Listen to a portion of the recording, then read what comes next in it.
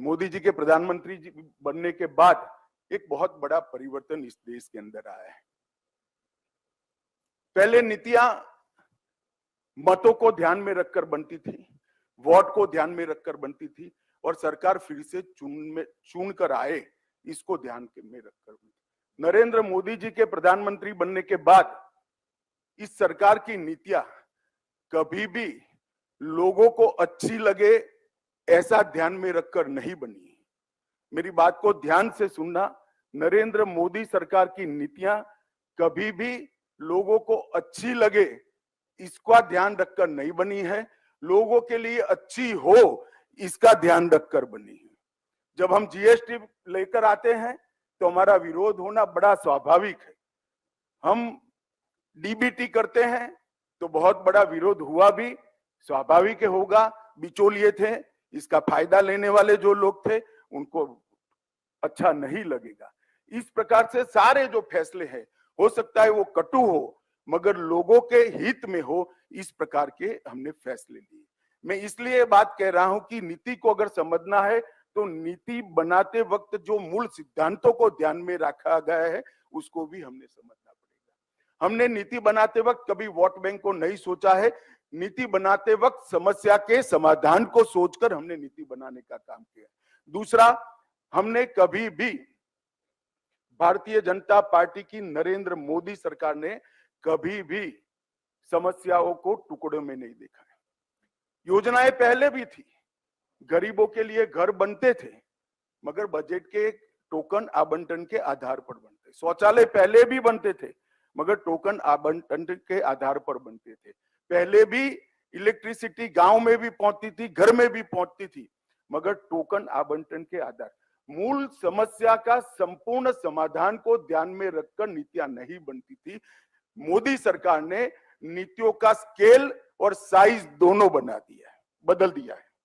नीतियों का स्केल और साइज दोनों बदल दिया है। जैसे इस साल हम 1 करोड़ शौचालय बनाएंगे ऐसा नहीं है। हम 2024 के पहले हर घर में शौचालय दे देंगे, इस प्रकार के लक्ष्य तय हुए। और मुझे आनंद है 24 अभी दूर है, लगभग हर घर में शौचालय पहुंचाने का काम भारतीय जनता पार्टी की सरकार ने पूरा कर दिया। हमने ऐसा नहीं सोचा कि इस साल 50 लाख लोगों को गैस का सिलेंडर देंगे। 1 लाख एक साथ 8 करोड़ से ज्यादा, और जो क्राइटेरिया में नहीं आते थे ऐसे 5 करोड़ ज्यादा 13 करोड़ लोगों को गैस का सिलेंडर देकर हर गरीब की झोंपड़ी को धुएं से मुक्त कराने का काम हमने कर दिया। हमने 8 साल के अंदर 3 करोड़ नए घर बनाकर लोगों को दिए हैं, जिनकी 5 पुश्तों से घर नसीब नहीं था, रोड पर रहते थे, जंगल में रहते थे, फुटपाथ पर सोने के लिए मजबूर थे। ऐसे 3 करोड़ लोगों को घर देने का काम करा है। एक साथ 50 करोड़ लोगों को 5 लाख तक का स्वास्थ्य का पूरे खर्चे की चिंता से हमने उनको मुक्त कर दिया है।